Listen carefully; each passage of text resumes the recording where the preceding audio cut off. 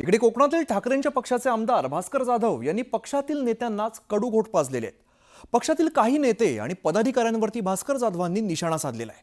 भास्कर जाधवांचा कोणत्याही नेत्याचं नाव घेतलं नाही तर त्यांचा रोख कोणाकडे आहे याची चर्चा सुरू झालेली आहे। कोकणातील एकमेव आमदाराने नाराजी व्यक्त केल्यामुळे राजकीय वर्तुळात विविध चर्चांना उधाण आलेलं आहे। भास्कर जाधवांकडून खर्च आहे।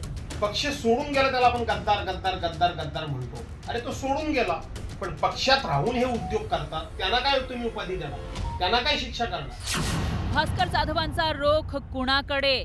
नेते आणि काही पदाधिकारी आपल्याच माणसाच्या विरोधात काम करतात। कोकणात ठाकरेंच्या पक्षात शिमगा। आज माझं 68 वर्ष वय चालू झालेलं आहे। योग्य वेळेला जर संधी मला मिळाली असती तर निश्चितपणे याहीपेक्षा भास्कर हा नावाप्रमाणे भास्कर महाराष्ट्राला दिसला असता।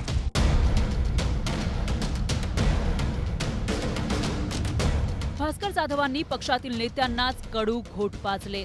नुकतेच ठाकरेंचे कट्टर समर्थक माजी आमदार राजन साळवींनी जय महाराष्ट्र करत शिंदेंच्या शिवसेनेमध्ये प्रवेश केला।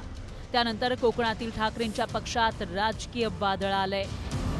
साळवींनी ठाकरेंना सोडचिठ्ठी दिल्यामुळे कोकणात ठाकरेंची राजकीय ताकद घटली आहे। या पार्श्वभूमीवर ठाकरेंचे कोकणातील एकांडे शिलेदार आमदार भास्कर जाधवांनी पक्षाला घरचा आहेर दिला। राजन साळवींनी पक्ष सोडल्यानंतर त्यांच्यावर ठाकरेंच्या पक्षाकडून गद्दारीचा शिक्का मारण्यात आला। पण भास्कर जाधवांनी पक्षातील नेत्यांचेच कान टोचले। नेते आणि काही पदाधिकारी आपल्याच माणसाच्या विरोधात काम करतात।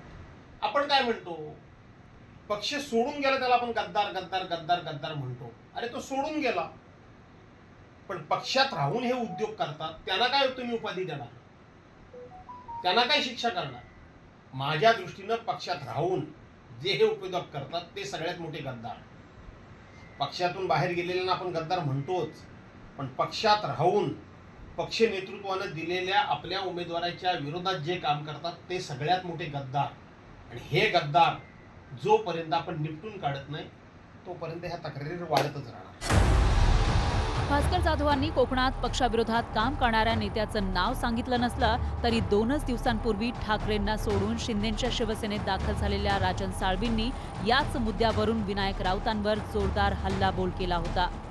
विनायक राऊतांनी सुरुवातीपासून मुंबई असेल, महाराष्ट्र असेल, कोकण असेल या ठिकाणी पक्षात राहून पक्षाची कशी गद्दारी केली ह्याचे अनेक पुरावे आणि सर्टिफिकेट माझ्याकडे आहेत।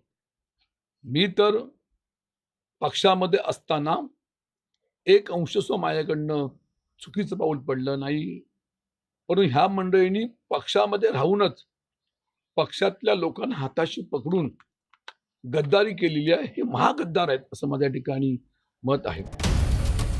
भास्कर जाधवांनी एकीकडे पक्षातील नेत्यांवर नाव न घेता निशाणा साधला तर दुसरीकडे त्यांनी पक्षात आपल्याला विशेष संधी मिळाली नसल्याची खंतही बोलून दाखवली।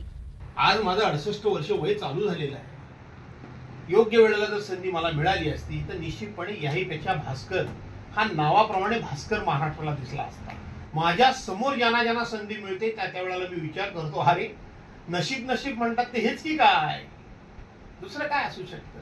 पण त्याचा खेद नाही, खंत नाही, पण संधी मात्र सगळं काय आहे। माझ्याकडे दात आहेत तर चणे नाहीत, मी चणे आहेत त्याकडे दात नाही, अशी माझी अवस्था झालेली आहे। ही गोष्ट खरी आहे। खरं तर कोकण हा शिवसेनेचा बालेकिल्ला, मात्र 2022 मधल्या पक्षफुटीनंतर ठाकरेंच्या या बालेकिल्ल्यात भगदाड पडलंय।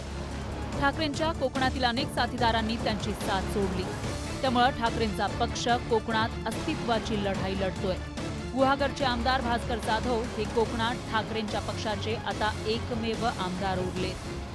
त्यांच्याशी आमची काली चर्चा झाली। आज आम्ही एकत्र भेटतो आहोत, सगळेच शिवसेना नेते, आणि आम्ही काही कोणाची खंत असेल त्याच्यावर आम्ही चर्चा करू। विधिमंडळाचा गटनेता म्हणजे नाव ज्या वेळेला चर्चा आली त्यावेळेला सर्वांनीच एकमताने भास्कररावांचं नाव सुचवलं आणि त्यामध्ये त्यांचा सुद्धा सन्मान आहे। आता पुढेचं नेमकं त्यांना काय बोलायचं आहे ते मी काय ऐकलेलं नसल्यामुळे काय मी प्रतिक्रिया देऊ शकत नाही। असं म्हटलं की माझ्या क्षमतेचा पूर्ण वापर करण्यात आला नाही किंवा माझ्या क्षमतेनुसार माझ्यावरती जबाबदारी जी आहे ती देण्यात आलेली नाही। एक प्रकारे त्यांनी नाराजी एक प्रकारे त्यांनी प्रत्यक्ष पक्षप्रमुख उद्धवजी ठाकरे साहेबांचा दरवाजा त्यांना नेहमीच उघडा असतो, त्याच्यावर त्यांनी बोलावं विस्तृतपणे। भास्कर जाधवांनीच खदखद व्यक्त केल्यामुळं राजकीय वातावरण तापलंय. यावरून सत्ताधाऱ्यांना टीकेची आयती संधी मिळाली. ते नाराज असतील ते स्वतः सांगतील, पण माझं तर त्यांचा जो अभ्यास आहे, मी पण 25 वर्ष आता राजकारणामध्ये काम करतोय, 5 वेळा आमदार झालेलो आहे, त्याच्यामुळे त्यांचं नेतृत्व हे खरोखरच संघटन कौशल्याचं आहे. ते एखाद्या पक्षाची बाजू चांगल्या पद्धतीनं मांडू शकतात. आता तशा त्यांच्या व्यक्तिमत्वाचा उपयोग करून घेतला नाही, हे पक्षाचं दुर्दैव आहे, भास्कर जाधवांचं नाही. भास्करराव हे माझे अतिशय जवळचे मित्र आहेत आणि ते काही अन्याय सहन करणारा तो नेता नाही आहे. निश्चितच भविष्याचा त्यांनी काही विचार केला असेल, त्याचं स्वागतच आहे. भास्कर जाधव हे कोकणातील फायरब्रँड नेते म्हणून ओळखले जातात. शिवसेनेतील फुटीनंतर जाधवांनी पक्षांतर्गत नाराजी बोलून दाखवली होती. त्यानंतर उद्धव ठाकरेंनी त्यांची विधिमंडळ गटनेतेपदावर नियुक्ती केली. पण आता राजन साळवींच्या निमित्तानं पुन्हा एकदा जाधवांनी स्वपक्षीयांवर निशाणा साधलाय. पण त्यांचा रोख कोकणातील कोणत्या नेत्याकडे आहे यावरून चर्चा रंगलीय. Bureau report, news 18 Lokmat. Shiv Sena Thackeray पक्षातून आउटगोईंग होत असताना पक्षप्रमुख उद्धव ठाकरे यांनी मातोश्रीवरती महत्त्वाच्या नेत्यांची बैठक बोलावली होती. विनायक राऊत, अंबादास दानवे, संजय राऊत, अनिल परब आणि इतर नेते सुद्धा बैठकीला उपस्थित होते. ठाकरेंच्या शिवसेनेतून शिंदे गटात होणारे प्रवेश पाहता होणाऱ्या डॅमेज कंट्रोलवरती या बैठकीत चर्चा झाल्याची माहिती मिळते.